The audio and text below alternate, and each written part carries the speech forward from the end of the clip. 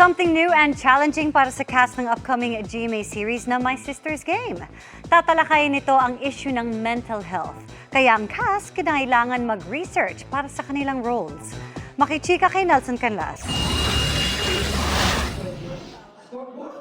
Breaking Borders ang inaabangang kapuso primetime series na My Sister's Game. Tatalakayin kasi sa serye ang ilang issues sa mental health.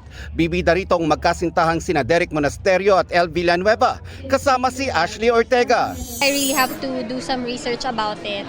Kasi yung character ko si Angel, siya talaga like, she's mentally ill. Kailangan kong alagaan kung paano ko gagawin yun para mabigyan rin ng justice yung role. Lalabas din sa kanilang comfort zones sina Derek at El. Medyo challenging siya sa part na meron kaming kids because wala pa kaming kids talaga in real life. But I think with Derek, that's pretty easy. What's good about us is if we're working, meron kaming feedback sa isa't isa. And important yun sa amin kasi doon namin na-i-improve yung character namin, sarili namin. Makakasama din nila sa My Sister's Game sina Pinky Amador, Ricardo Cepeda, Althea Ablan at Thea Tolentino.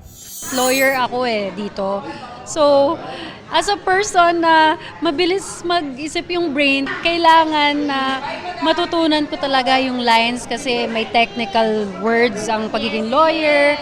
Talagang strict sa lines dapat. Ako pa naman ay isa ding makakalimutin. So, that's a challenge for me. Nelson Canlas, updated sa Showbiz Happenings.